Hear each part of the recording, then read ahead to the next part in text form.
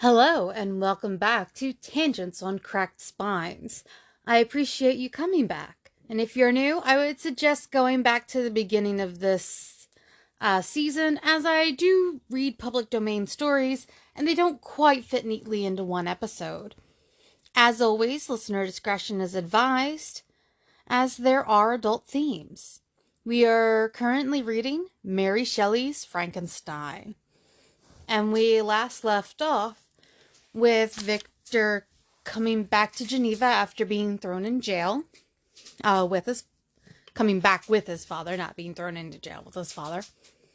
Them deciding to go ahead and get married. Victor and Elizabeth, that is. Because while they are cousins and raised as siblings, they still love each other in a more intimate way. Different times.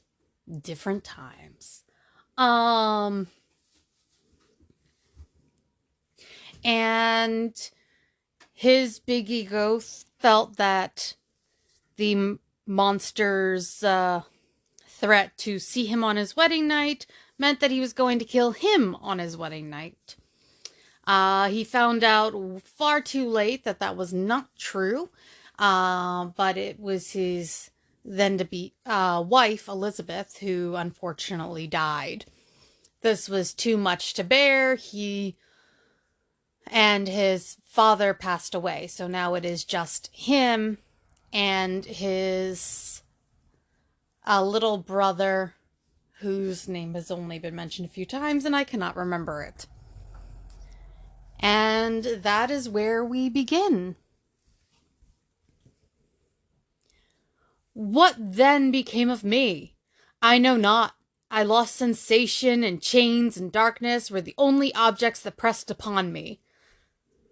Dude, you are now the only guardian of a 16-year-old. Are you bloody kidding me that you still can't get your act together enough after all this hardship? Like, he's lost everybody too.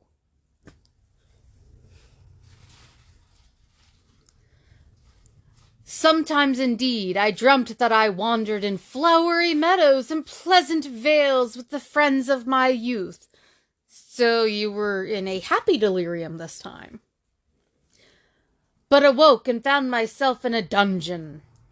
Melancholy followed, but by degrees I gained a clear conception of my miseries and situation, and was then released from my prison. For they had called me mad, and during many months, as I understood, a solitary cell had been my habitation. Oh, so he had been sent to a loony bin. He belonged there.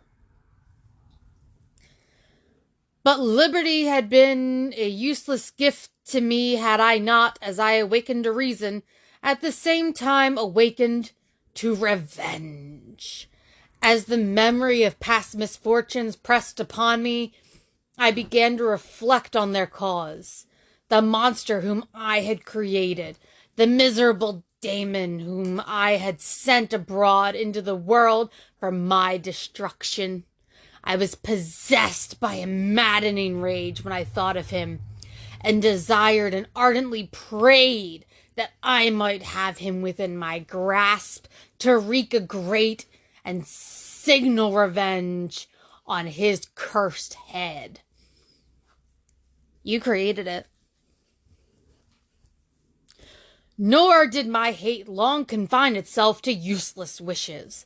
I began to reflect on the best means of securing him, and for this purpose, about a month after my release, I repaired to a criminal judge in the town, and told him that I had an accusation to make, that I knew the destroyer of my family, and that I required him to exert his whole authority for the apprehension of this murderer. Yeah,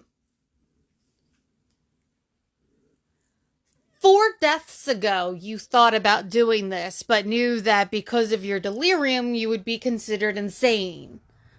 What do you think has changed? In fact, you fall into these fits so often, and were literally confined into a cell, you really think these people are gonna believe you? Sure, Victor. The magistrate listened to me with attention and kindness. Be assured, sir, said he, no pains or exertions on my part shall be spared to discover the villain. I thank you, replied I. Listen, therefore, to the deposition that I have to make. It is indeed a tale so strange that I should fear you would not credit it.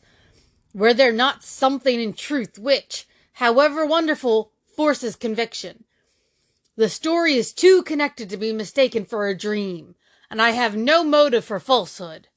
My manner, as I thus addressed him, was impressive, but calm. I had formed in my own heart a resolution to pursue my destroyer to death, and this purpose quieted my agony, and provisionally reconciled me to life.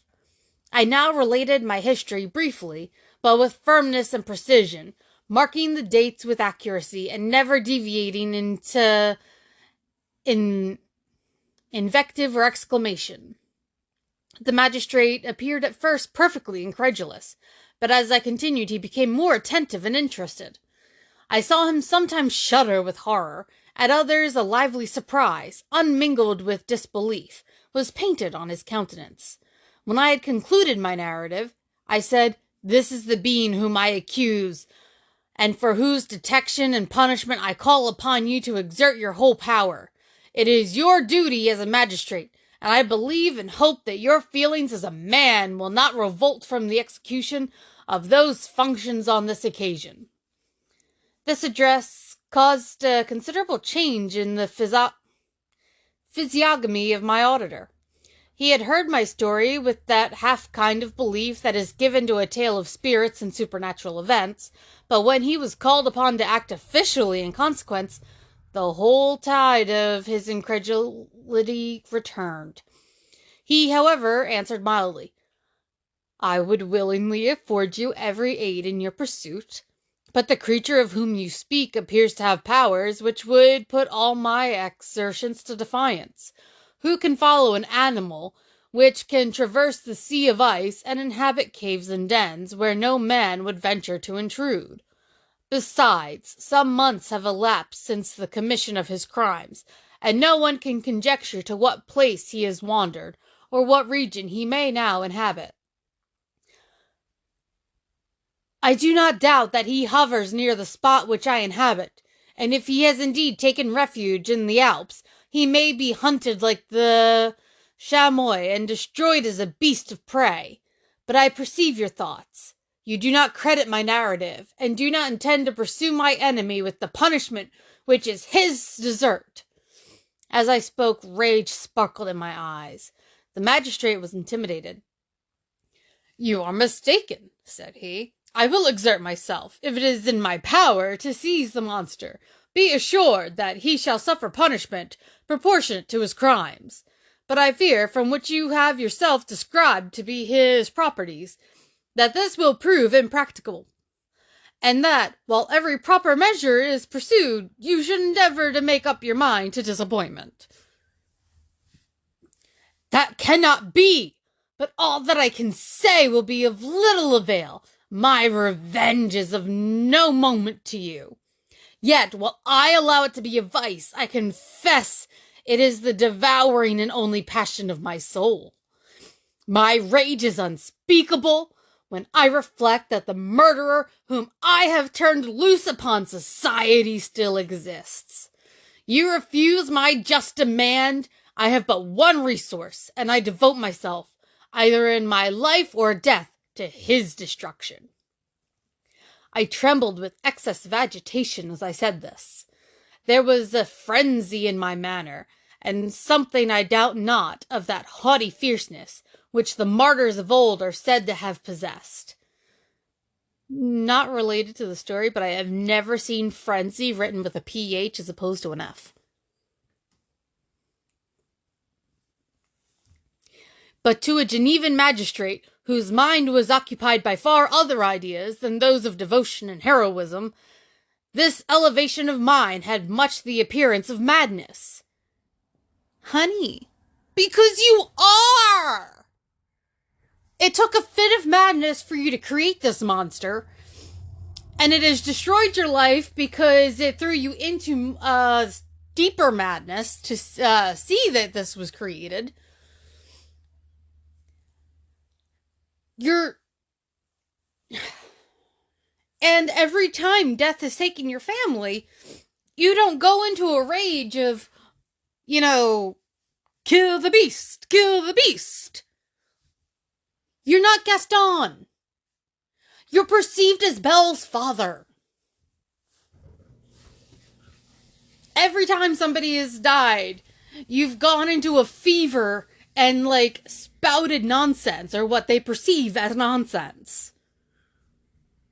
You expected something different?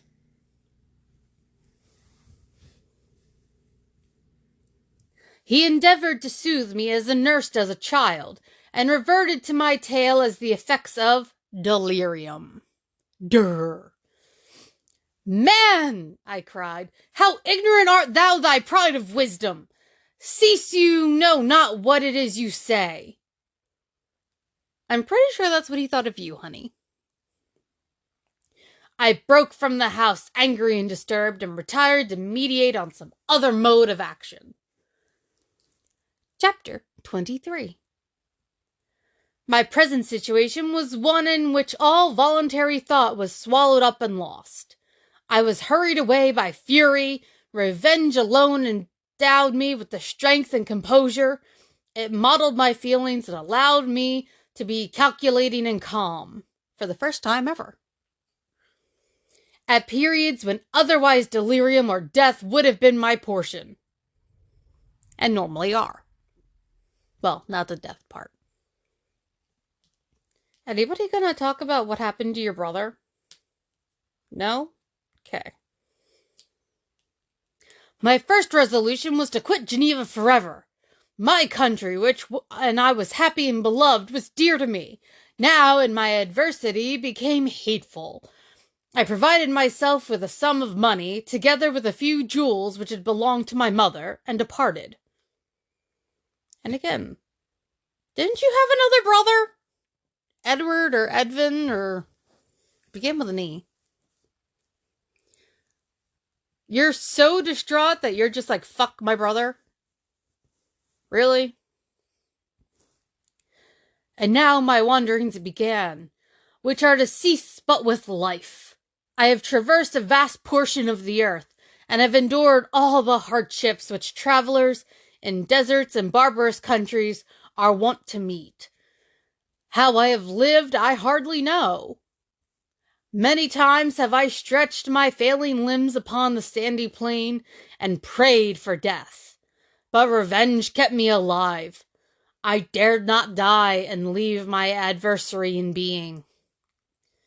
All he wants is for either a loved one or for you to die, so you dying would actually be great. Sorry. When I quitted Geneva, my first labor was to gain some clue by which I might trace the steps of my fiendish enemy. But my plan was unsettled, and I wandered many hours around the confines of the town, uncertain what path I should pursue. As night approached, I found myself at the entrance of the cemetery, where William, Elizabeth, and my father reposed. I entered it, and approached the tomb which marked their graves. Everything was silent, except the leaves of the trees, which were gently agitated by the wind. The night was nearly dark, and the scene would have been solemn and affecting even to an uninterested observer. Yeah, apparently Maine is superstitious, because it's actually illegal to go into a cemetery after dark here. Which is, kind of hard to deal with, seeing as most of the, year night falls early and dawn falls late.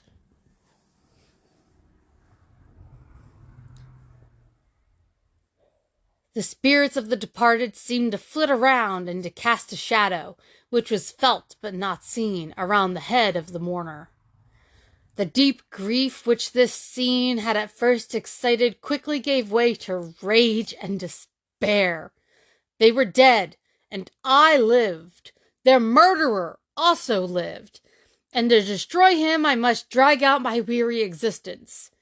Oh yeah, Justine wouldn't have been allowed to be buried in a consecrated ground as she was convicted as a murderer.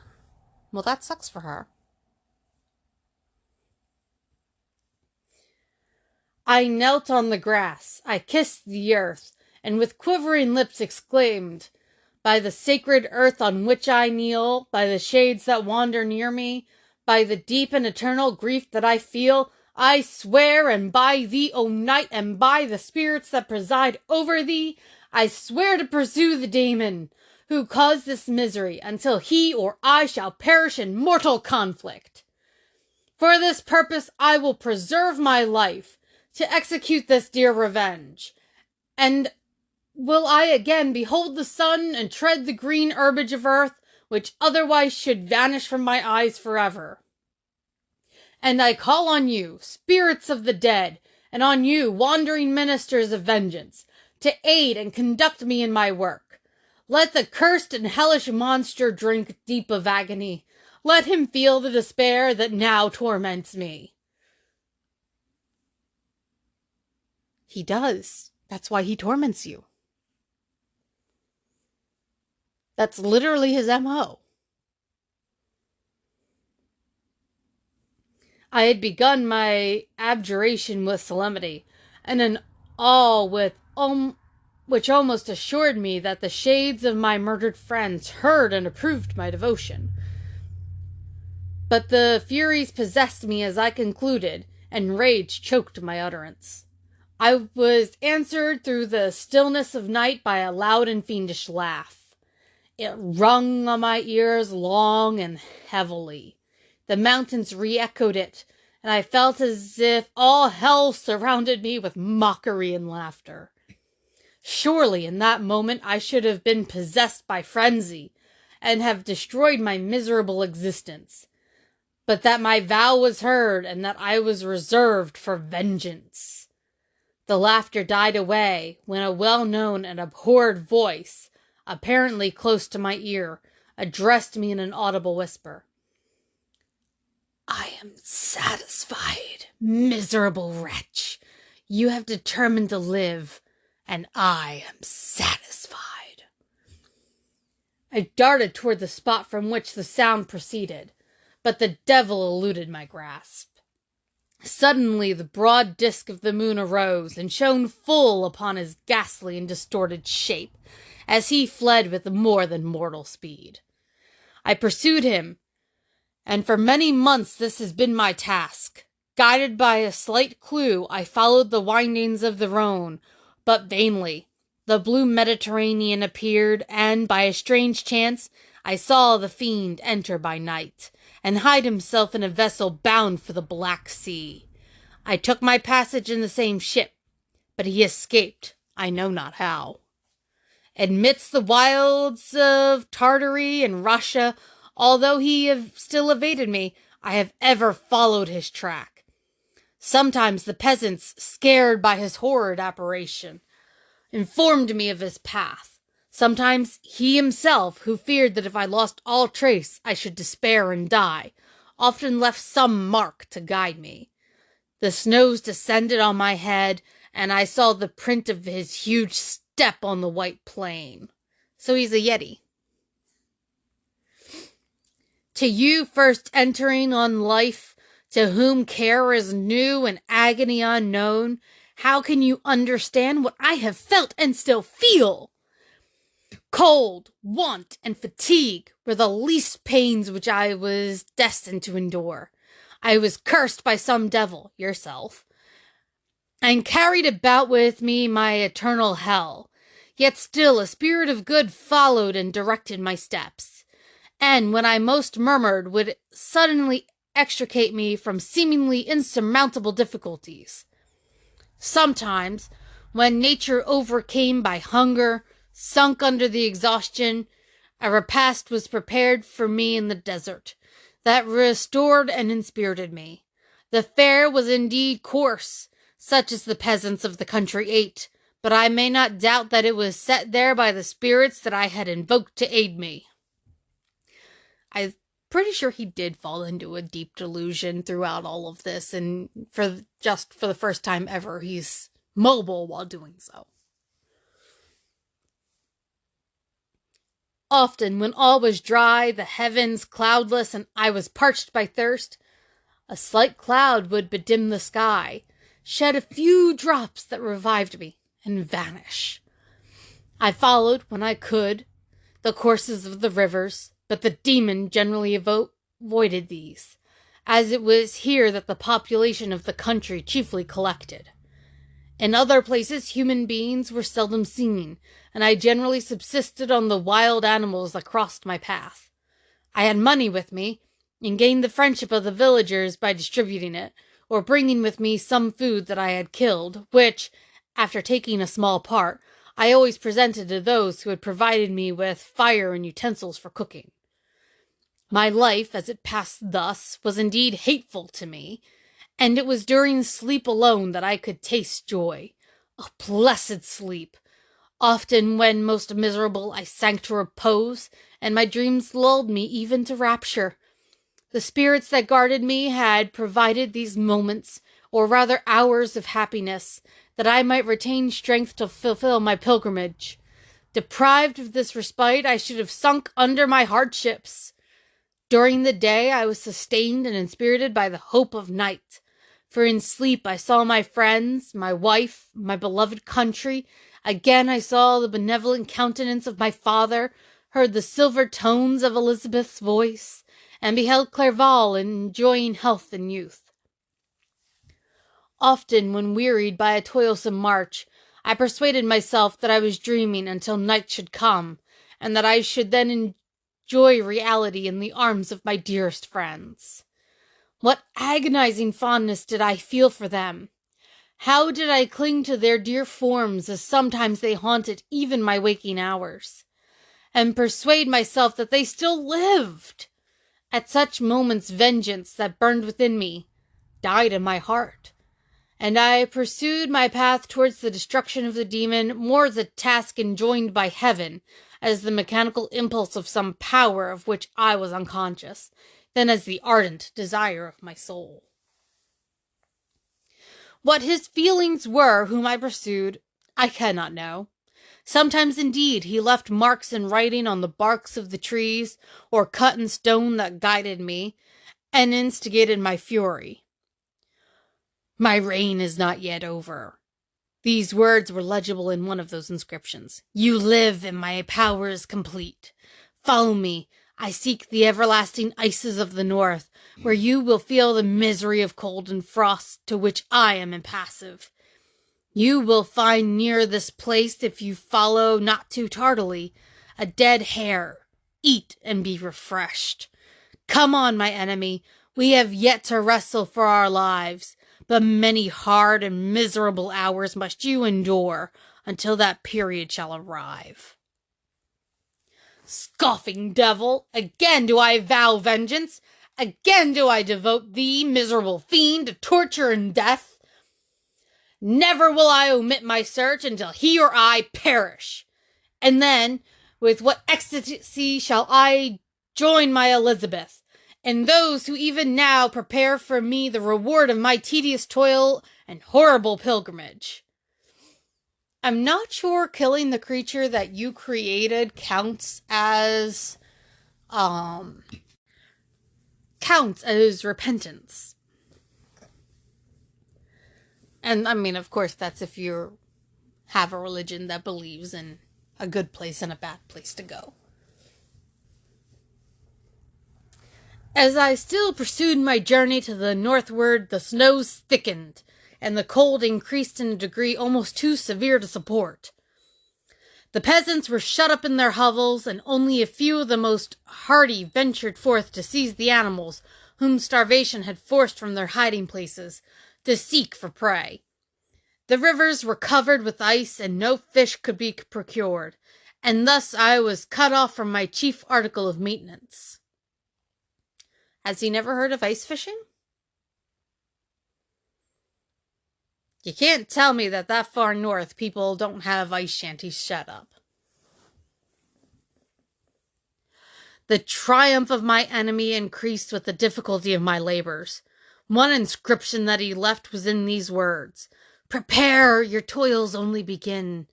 Wrap yourself in furs and provide food, for we shall soon enter upon a journey where your sufferings will satisfy my everlasting hatred. My courage and perseverance were invigorated by these scoffing words. I resolved not to fail in my purpose, and, calling on heaven to support me, I continued with unabated fervor to traverse immense deserts until the ocean appeared at a distance and formed the utmost boundary on the horizon. Ah, how unlike it was to the blue seas of the south! Covered with ice, it was only to be distinguished from land by its superior wildness and ruggedness. The Greeks wept for joy when they beheld the Mediterranean from the hills of Asia, and hailed with rapture the boundary of their toils. I did not weep, but I knelt down and with a full heart thanked my guiding spirit for conducting me in safety to the place where I hoped, notwithstanding my adversary's gib, to meet and grapple with him. Some weeks before this period I had procured a sledge and dogs, and thus traversed the snows with unconceivable speed. I know not whether the fiend possessed the same advantages, but I found that, as before I had daily lost ground in the pursuit, I now gained on him. So much so that when I first saw the ocean, he was but 1 day's journey in advance, and I hoped to intercept him before he should reach the beach. With new courage, therefore, I pressed on, and in 2 days arrived at a wretched hamlet on the seashore. I inquired of the inhabitants concerning the fiend, and gained accurate information. A gigantic monster, they said, had arrived the night before, armed with a gun and many pistols, putting to flight the inhabitants of a solitary cottage through fear of his terrific appearance. He had carried off their store of winter food, and, placing it on a sledge, to draw which he had seized on a numerous drove of trained dogs, he had harnessed them, and the same night, to the joy of the horror-struck villagers, had pursued his journey across the sea, in a direction that led to no land, and they conjectured that he must speedily be destroyed by the breaking of the ice, or frozen by the eternal frosts. On hearing this information, I suffered a temporary access of despair. He had escaped me, and I must commence a destructive and almost endless journey across the mountainous ices of the ocean, amidst cold that few of the inhabitants could long endure, and which I, the native of a genial and sunny climate, could not hope to survive. Yet at the idea of that the fiend should live and be triumphant, my rage and vengeance returned, and like a mighty tide overwhelmed every other feeling. After a slight repose, during which the spirits of the dead hovered round, and instigated me to toil and revenge, I prepared for my journey. I exchanged my land sledge for one fashioned for the inequalities of the frozen ocean, and purchasing a plentiful stock of provisions, I departed from land. I cannot guess how many days have passed since then, but I have endured misery, which nothing but the eternal sentiment of a just retribution burning within my heart could have enabled me to support. Also, what is the monster doing with pistols? He doesn't really need them.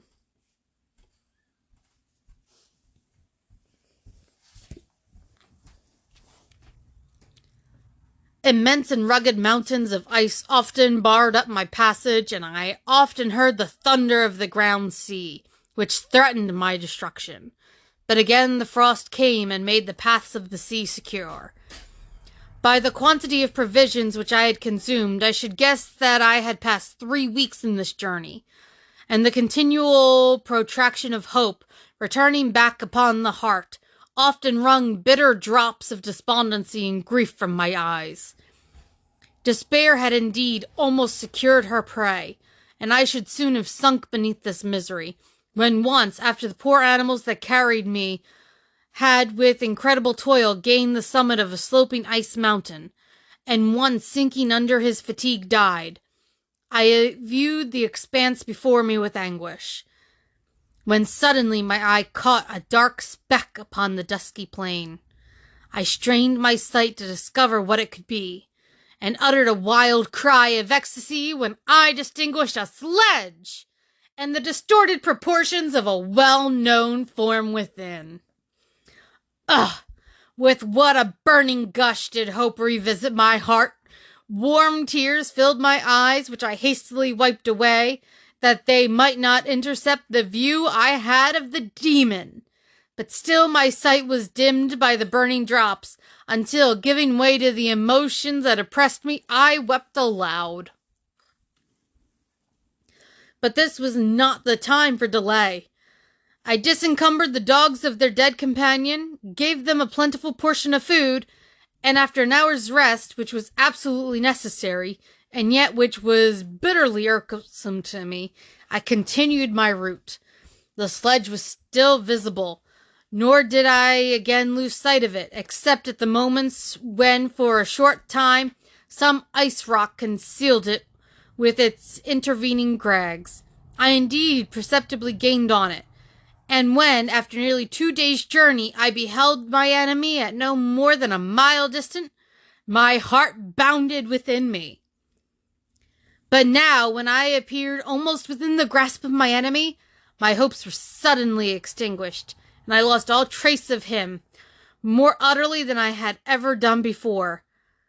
A ground sea was heard, the thunder of its progress as the waters rolled and swelled beneath me became every moment more ominous and terrific. I pressed on, but in vain. The wind arose, the sea roared, and as with the mighty shock of an earthquake, it split and cracked with a tremendous and overwhelming sound. The work was soon finished. In a few minutes, the tumultuous sea rolled between me and my enemy, and I was left drifting on a scattered piece of ice that was continually lessening, and thus preparing me for a hideous death. In this manner, many appalling hours passed. Several of my dogs died, and I myself was about to sink under the accumulation of distress, when I saw your vessel riding at anchor, and holding forth to me hopes of succor and life. I had no conception that vessels ever came so far north, and was astounded at the sight. I quickly destroyed part of my sledge to construct oars, and by these means was enabled, with infinite fatigue, to move my ice raft in the direction of your ship. I had determined, if you were going southward, still to trust myself to the mercy of the seas, rather than abandon my purpose. I had hoped to induce you to grant me a boat with which I could pursue my enemy, but your direction was northward. You took me on board when my vigor was exhausted, and I should soon have sunk under my multiplied hardships into a death, which I still dread, for my task is unfulfilled. Ugh! When will my guiding spirit in conducting me to the demon allow me to rest I so much desire? Or must I die, and he yet live? If I do, swear to me, Walton, that he shall not escape, that you will seek him, and satisfy my vengeance in his death. Yet do I dare ask you to undertake my pilgrimage, to endure the hardships that I have undergone? No, I am not so selfish. Yet when I am dead, if he should reappear, if the ministers of vengeance should conduct him to you, swear that he shall not live. Swear that he shall not triumph over my accumulated woes, and live to make another such a wretch as I am. He is eloquent and persuasive, and once his words had even power over my heart. But trust him not. His soul is as hellish as his form, full of treachery and fiend-like malice. Hear him not.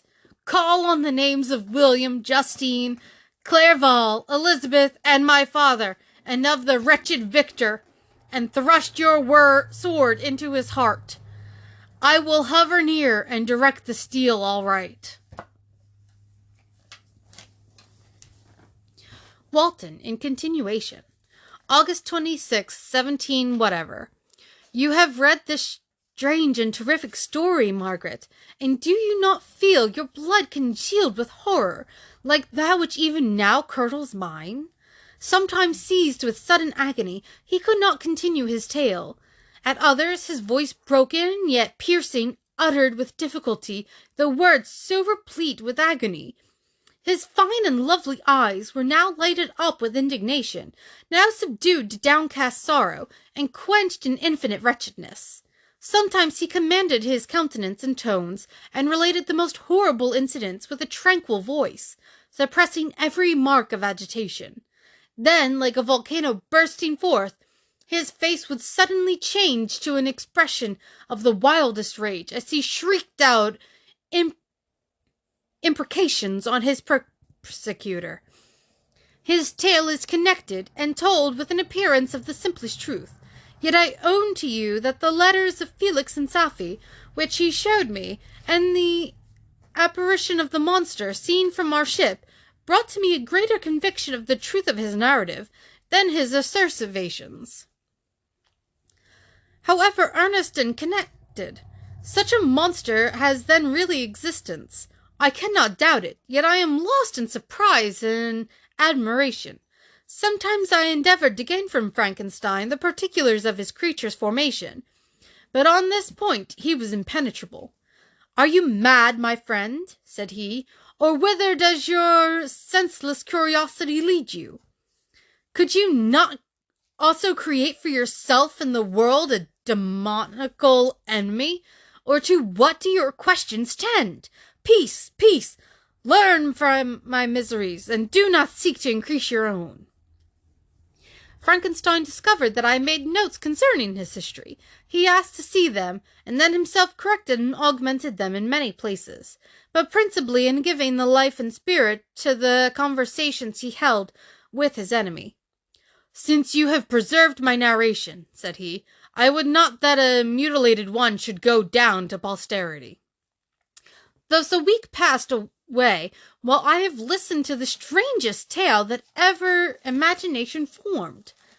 My thoughts and every feeling of my soul have been drunk up by the interest for my guest, which this tale and his own elevated and gentle manners have created.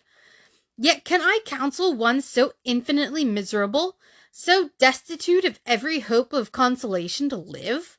Oh no! The only joy that he can now know will be when he composes his shattered feelings to peace and death. Yet he enjoys one comfort, the offspring of solitude and delirium. He believes that, when in dreams, he holds converse with his friends, and derives from that communion consolation for his miseries, or excitements to his vengeance, that they are not the creations of his fancy, but the real beings who visit him from the regions of a remote world. This faith gives a solemnity to his reveries that renders them to me almost as imposing and interesting as truth. Our conversations are not always confined to his own history and misfortunes. On every point of general literature he displays unbounded knowledge, and a quick and piercing apprehension. His eloquence is forcible and touching, nor can I hear him when he relates a pathetic incident, or endeavors to move the passions of pity or love, without tears. What a glorious creature must he have been in the days of his prosperity, when he is thus noble and godlike in ruin! He seems to feel his own worth, and the greatness of his fall. "When younger," said he, "I felt as if I were destined for some great enterprise. My feelings are profound, but I possessed a coolness of judgment that fitted me for illustrious achievements. This sentiment of the worth of my nature supported me when others would have been oppressed, for I deemed it criminal to throw away in useless grief those talents that might be useful to my fellow creatures. When I reflected on the work I had completed, no less one than the creation of a sensitive and rational animal, I could not rank myself with the herd of common projectors. But this feeling, which supported me in the commencement of my career, now serves only to plunge me lower in the dust. All my speculations and hopes are as nothing, and like the archangel who aspired to omnipotence, I am chained in an eternal hell. My imagination was vivid, yet my powers of analysis and application were intense. By the union of these qualities, I conceived the idea and executed the creation of a man. Even now I cannot recollect, without passion, my reveries while the work was incomplete. I trod heavy in my thoughts, now exulting in my powers, now burning with the idea of their efforts. From my infancy I was imbued with high hopes and a lofty ambition. But how am I sunk? Oh, my friend, if you had known me as I once was, you would be dead. You would not recognize me in the state of degradation. Despondency rarely visited my heart. A high destiny seemed to bear me on until I fell, never, never again to rise.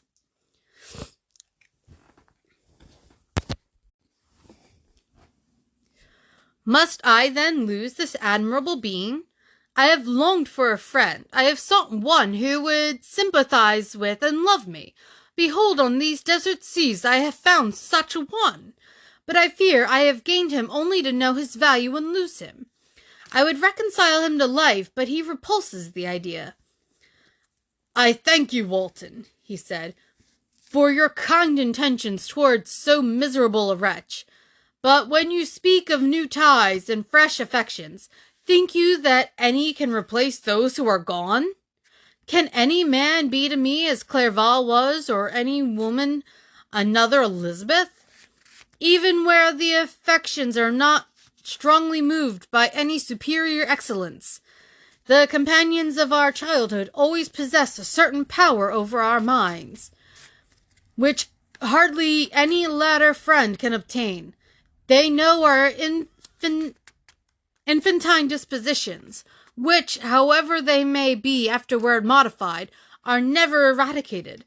They can judge of our actions with more certain conclusions as to the integrity of our motives. A sister or a brother can never, unless indeed such sympathies have been shown early, suspect the other of fraud or false dealing, when another friend, however strongly he may be attached, may, in spite of himself, be invaded with suspicion. But I enjoyed friends, dear not only through habit and association, but from their own merits. And wherever I am, the soothing voice of my Elizabeth, and the conversation of Clerval, will be ever whispered in my ear. They are dead, but my one feeling in such a solitude can persuade me to preserve my life. If I were engaged in any high undertaking or design fraught with extensive utility to my fellow creatures, then could I live to fulfill it. But such is not my destiny. I must pursue and destroy the being to whom I gave existence. Then my lot on earth will be fulfilled, and I may die. September 2nd, my beloved sister, I write to you encompassed by peril and ignorant whether I am ever doomed to see again dear England, and the dearer friends that inhabit it. I am surrounded by mountains of ice, which admit of no escape, and threaten every moment to crush my vessel. The brave fellows whom I have persuaded to be my companions look towards me for aid, but I have none to bestow. There is something terribly appalling in our situation, yet my courage and hopes do not desert me. We may survive, and if we do not, I will repeat the lesson of my Seneca and die with a good heart. Yet what, Margaret, will be the state of your mind? You will not hear of my destruction, and you will anxiously await my return. Years will pass, and you will have visitings of despair, and yet be tortured by hope. Oh, my beloved sister, the sickening failings of your heartfelt expectations are, in prospect, more terrible to me than my own death. But you have a husband and lovely children. You may be happy. Heaven bless you, and make you so. My unfortunate guest regards me with the tenderest compassion. He endeavors to fill me with hope, and talks as if life were a possession which he valued. He reminds me how often the same accidents have happened to other navigators who have attempted this sea, and in spite of myself he fills me with cheerful auguries. Even the sailors feel the power of his eloquence. When he speaks, they no longer despair. He rouses their energies, and while they hear his voice, they believe these vast mountains of ice are molehills, which will vanish before the resolution of man. These feelings are transitory. Each day's expectations delayed fills them with fear, and I almost dread a mutiny caused by this despair.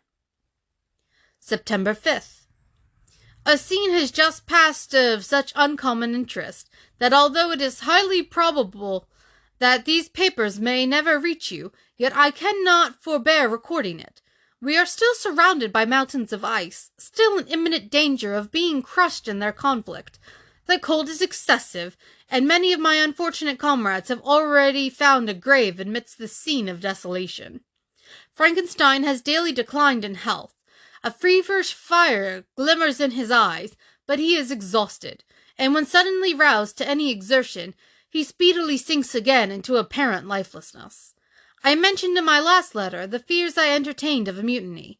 This morning, as I sat watching the wan countenance of my friend, his eyes half closed and his limbs hanging listlessly, I was roused by half a dozen of the sailors, who desired admission into the cabin.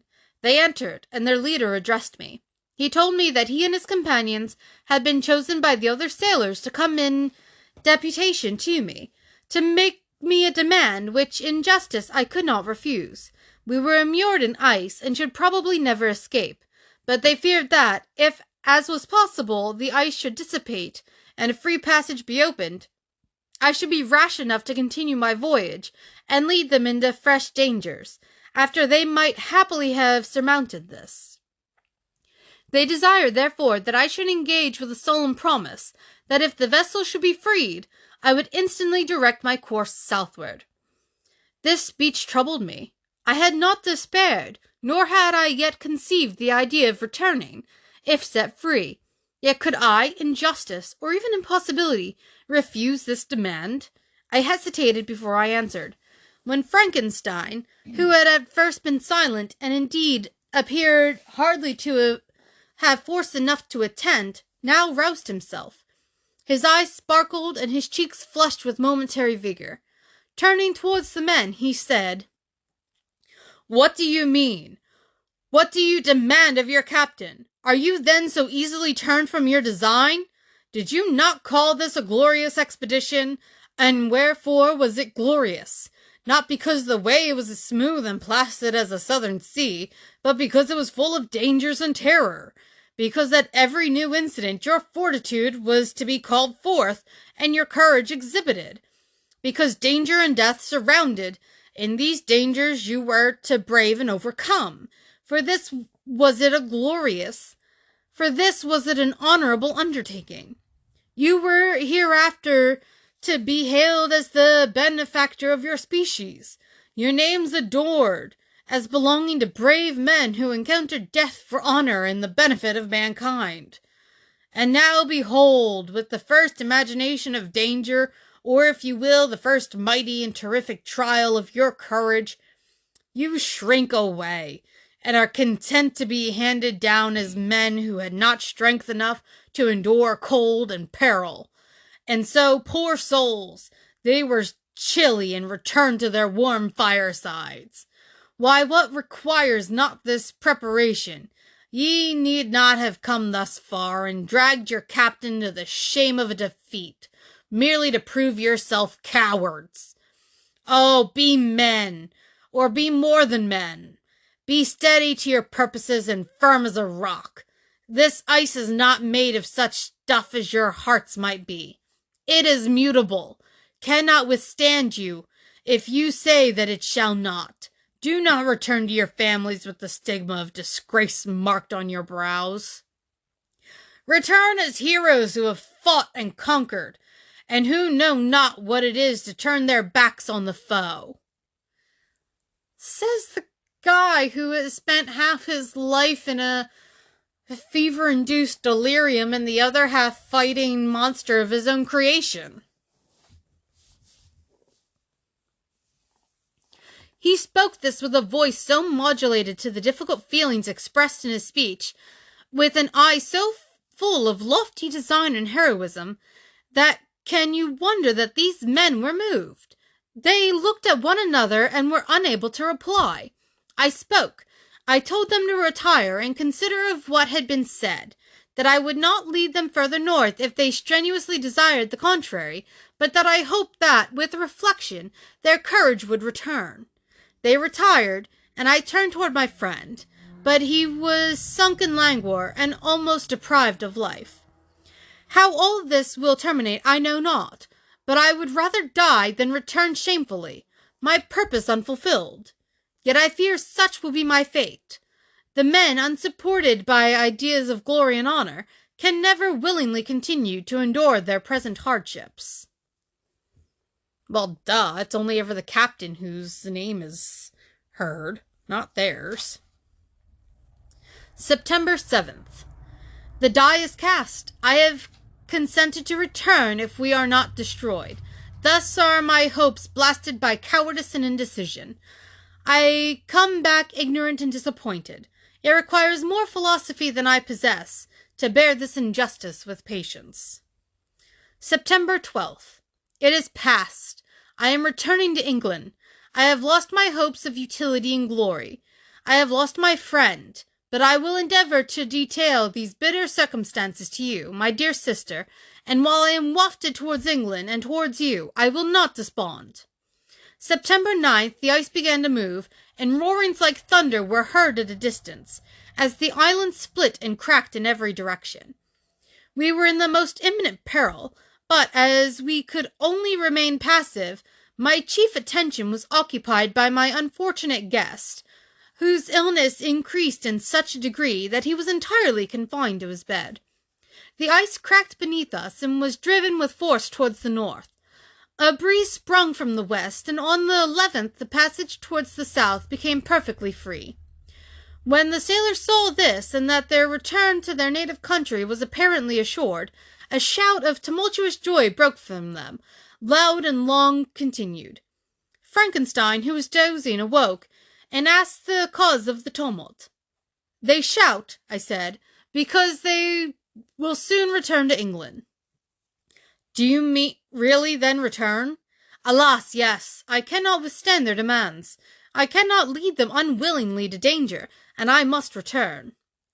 "Do so if you will, but I will not. You may give up your purpose, but mine is assigned to me by heaven, and I dare not. I am weak, but surely the spirits who assist my vengeance will endow me with sufficient strength." Saying this, he endeavored to spring from the bed, but the exertion was too great for him. He fell back and fainted. It was long before he was restored, and I often thought that life was entirely extinct. At length he opened his eyes, but he breathed with difficulty and was unable to speak. The surgeon gave him a composing draught and ordered us to leave him undisturbed. In the meantime he told me that my friend had not many hours to live. His sentence was pronounced, and I could only grieve and be patient. I sat by his bed watching him. His eyes were closed, and I thought he slept, but presently he called to me in a feeble voice, and bidding me come near, said, "Alas, the strength I relied on is gone. I feel that I shall soon die, and he, my enemy and persecutor, may still be in being. Think not, Walton, that in the last moments of my existence I feel that burning hatred and ardent desire of revenge I once expressed, but I feel myself justified in desiring the death of my adversary. During these last days I have been occupied in examining my past conduct, nor do I find it blamable. I do. In a fit of enthusiastic madness, I created a rational creature, and was bound towards him, to assure, as far as was in my power, his happiness and well-being. This was my duty, but there was another still paramount to that, my duty towards my fellow creatures, and greater claims to my attention, but they included a greater proportion of my happiness and misery. Urged by this view, I refused, and I did right in refusing, to create a companion for the first creature. He showed unparalleled malignity and selfishness. In evil, he destroyed my friends. He devoted to destruction beings who possessed exquisite sensations, happiness, and wisdom. nor do I know where this thirst for vengeance may end. Miserable himself, that he may render no other wretched. He ought to die. The task of this destruction was mine, but I have failed. When actuated by selfish and vicious motives, I asked you to undertake my unfinished work, and I renew this request now, when I am only induced by reason and virtue. Yet I cannot ask you to renounce your country and friends to fulfill this task, and now that you are returning to England, you will have little chance of meeting with him. But the consideration of these points, and the well-balancing of what you may esteem your duties, I leave to you. My judgment and ideas are already disturbed by the near approach of death. I do not ask you to do what I think right, for I may still be misled by passion. That he should live to be an instrument of mischief disturbs me. In other respects, this hour, when I momentarily expect my release, is the only happy one which I have enjoyed for several years. The forms of the beloved dead flit before me, and I hasten to their arms. Farewell, Walton. Seek happiness and tranquillity, and avoid ambition, even if it be only the apparent innocent one of distinguishing yourself in science and discoveries. Yet why do I say this? I have myself been blasted in these hopes, yet another may succeed. His voice became fainter, and as he spoke, and at length, exhausted by his effort, he sunk into silence. About half an hour afterward, he attempted again to speak, but was unable. He pressed my hand feebly, and his eyes closed forever, while the irradiation of a gentle smile passed away from his lips. Margaret, what comment can I make on the untimely extinction of this glorious spirit? What can I say that will enable you to understand the depth of my sorrow? All that I should express would be inadequate and feeble. My tears flow, my mind is overshadowed by a cloud of disappointment, but I journey towards England, and I may find there consolation.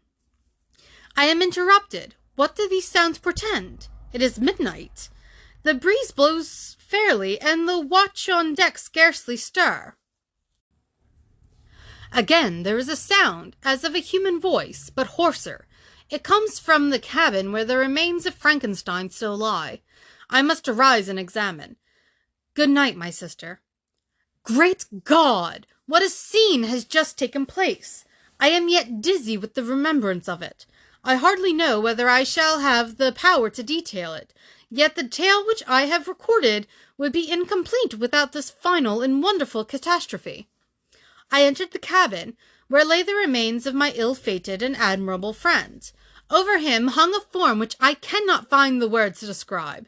Gigantic in stature, yet uncouth and distorted in its proportions.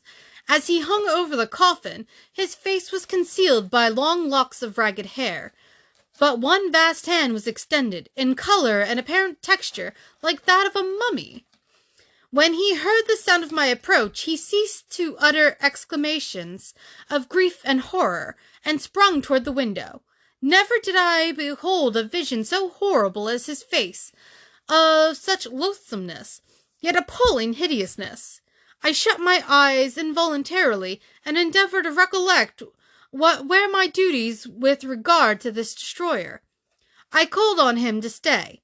He paused, looking on with me with wonder, and again, turning towards the lifeless form of his creator, he seemed to forget my presence, and every feature and gesture seemed instigated by the wildest rage of some uncontrollable passion. "That is also my victim!" he exclaimed. "In my murder, my crimes are consummated. The miserable series of my being is wound to its close. Ah, Frankenstein, generous and self-devoted being, what does it avail that I now ask thee to pardon me? I, who irretrievably destroyed thee by destroying all thou love. Alas, he is cold, he may never answer me." His voice seemed suffocated, And my first impulses, which had suggested to me the duty of obeying the dying request of my friend and destroying his enemy, were now suspended by a mixture of curiosity and compassion. I approached this tremendous being. I dared not raise my looks upon his face. There was something so scarring and unearthly in his ugliness. I attempted to speak, but the words died away on my lips. The monster continued to utter wild and incoherent self-reproaches. At length I gathered resolution to address him, in a pause of the tempest of his passion. "Your repentance," I said, "is now superfluous. If you had listened to the voice of conscience, and heeded the stings of remorse, before you had urged your diabolical vengeance to this extremity, Frankenstein would have lived." "And do you dream?" said the demon.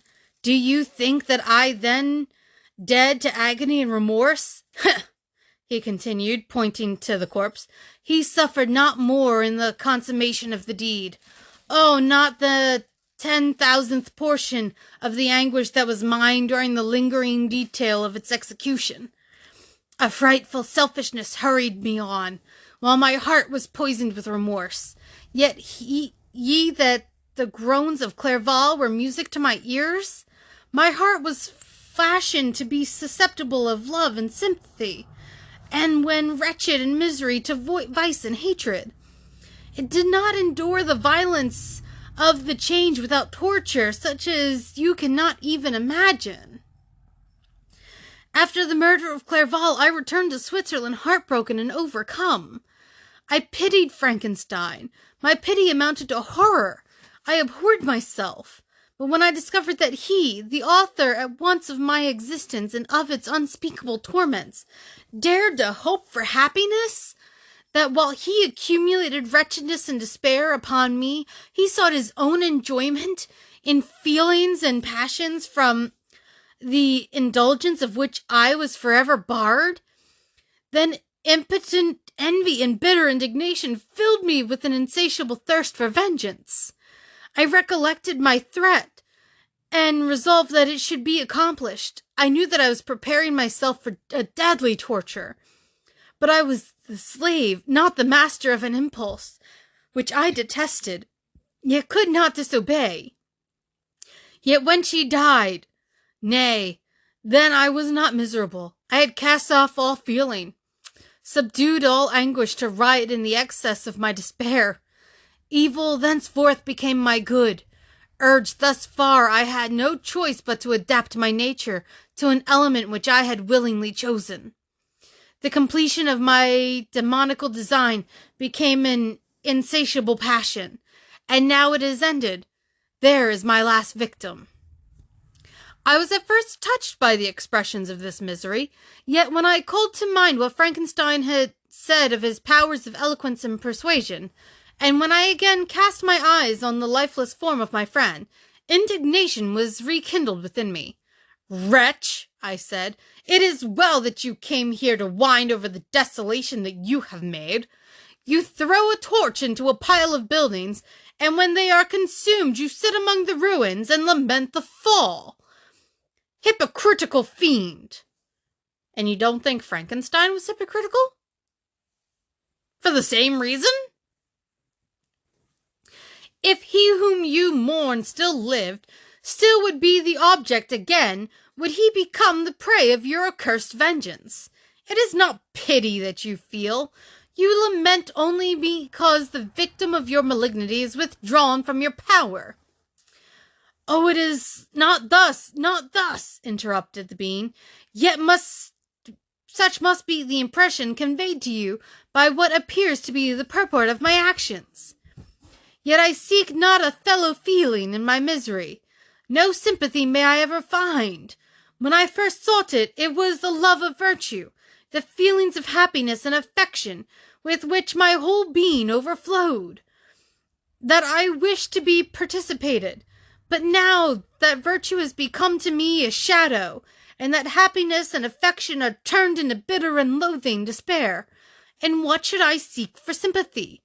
I am content to suffer alone, while my suffering shall endure. When I die, I am well satisfied that abhorrence and opprobrium should load my memory. Once my fancy was soothed with dreams of virtue, of fame, and of enjoyment. Once I falsely hoped to meet with beings who, pardoning my outward form, would love me for the excellent qualities which I was capable of bringing.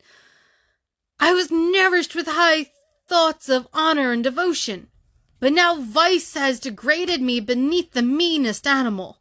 No crime, no mischief, no malignity, no misery can be comparable to mine. You can tell that he was created by Frankenstein. When I call over the frightful catalogue of my deeds, I cannot believe that I am he whose thoughts were once filled with sublime and transcendent visions of the beauty and the majesty of goodness. But it is even so, the fallen angel becomes a malignant devil.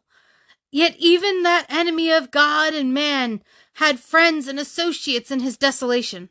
I am quite alone. You who call Frankenstein your friend seem to have a knowledge of my crimes and his misfortunes, but in the detail which he gave you of them, he could not sum up the hours and months of misery which I endured, wasting in impotent passions.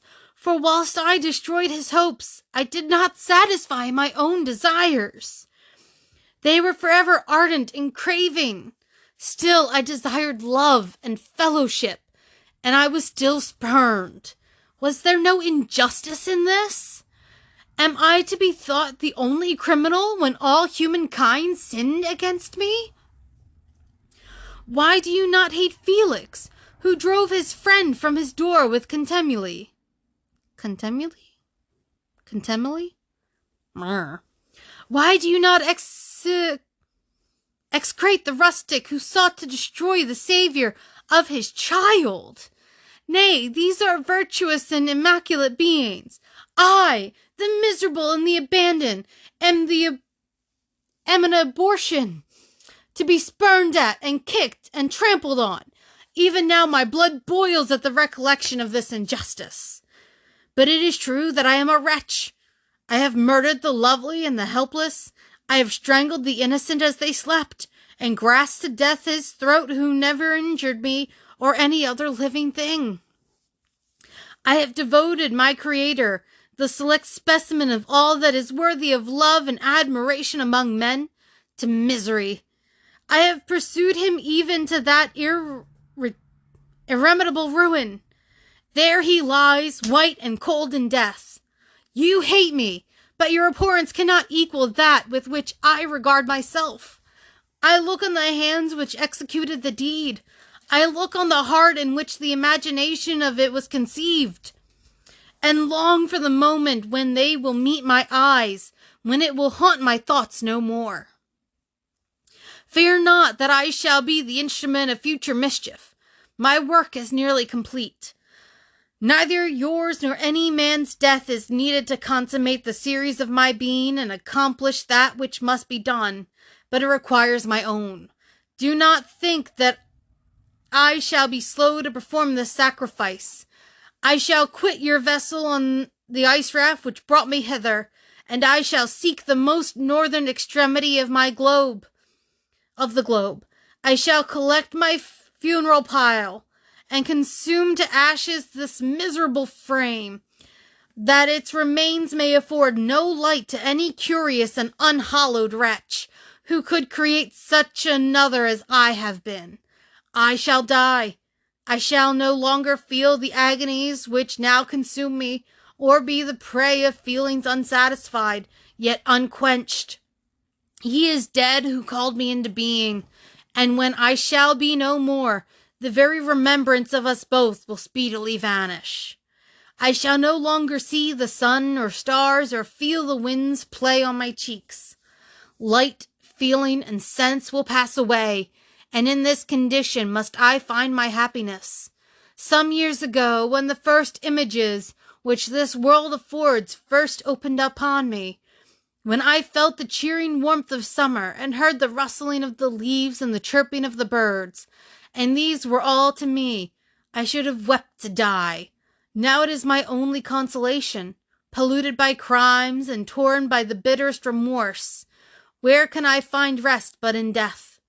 Farewell! I leave you, and in you the last of humankind whom these eyes will ever behold. Farewell, Frankenstein! If thou wert yet alive and yet cherished a desire of revenge against me, it would be better satiated in my life than in my destruction. But it was not so. Thou didst seek my extinction, that I might not cause greater wretchedness. And if yet, in some mode unknown to me, thou hast not yet ceased to think and feel, thou desirest not my life for my own misery. Blasted as thou wert, my agony was still superior to thine, for the bitter sting of remorse may not cease to rankle in my wounds until death shall close them forever. Was this book really them playing My Horse is Bigger Than Yours with misery?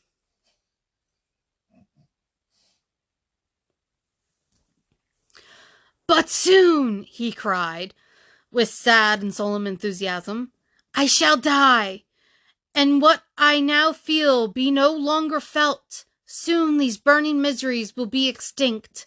I shall ascend my funeral pile triumphantly and exult in the agony of the torturing flames.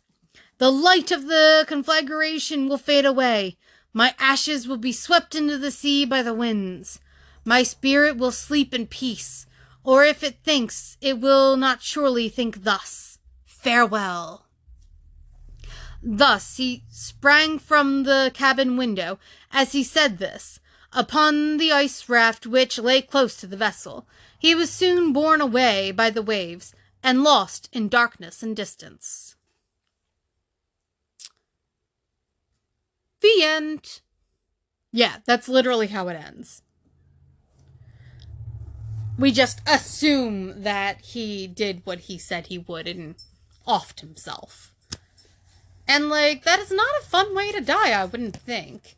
To be, you know what? The only way that this is gonna work is if I set myself on fire in the North Pole. Yeah, no. Hi, kitty. Sorry about this one being extra long, but I thought I'd be able to get it done in an hour, and it was an hour and 10 minutes. Not including the about the author and my normal blabbing at the end. Sorry, it's called an outro. Hi, kitty. And of course my black cat decided to come up and love on me during this. Hey, Maneki. About the author. Mary Wollstonecraft Shelley. That's a mouthful. Wollstonecraft? 1797 through 1851. Daughter of political radical William Godwin and feminist writer Mary Wollstonecraft, grew up among the leading voices of the Romantic movement. She met and wed poet Percy Bysshe Shelley in 1816. When the Shelleys spent that summer on Lake Geneva with friends, among them Lord Byron, oh dear, no wonder she wrote such a book, Byron challenged the writers to a ghost story contest. Mary Shelley's sketch inspired her novel Frankenstein, published 1818, influenced by her loss of her infant daughter in 1815. I didn't know she'd had a daughter. They never talk about that. 4 years after Frankenstein's publication, her husband drowned. That's rough.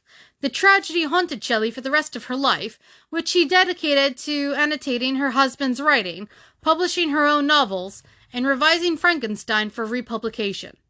Ooh, she wrote more. I need to look into this. Alright. Well, that is the end of Frankenstein. I hope you enjoyed it, and that my tangents didn't get too rambly. If you liked it, please hit that subscribe button, like it, review it. You can leave voice messages at anchor.fm/tangents on cracked spines. If you so wish, you can also leave a tip. But mostly if you just hit that review button, review it, It'll get more people to listen. There's a Facebook page called Tangents on Cracked Spines Book Club where you can converse with each other and me, leave suggestions, and vote on the next story to be read. There is a poll up right now where you can either leave your own suggestion or vote on The Invisible Man by H.G. Wells, and the Nonsense Anthology, The Alice's Adventure in Wonderland, or Last of the Mohicans. Please go ahead and vote on that. This is the last episode of Frankenstein, and we've got an interview with my mom coming up to BS about the book. To give you time to let me know what you'd like. You can also visit me personally on Instagram or TikTok at FrankieCore92. Thank you for listening, and I'll see you next time.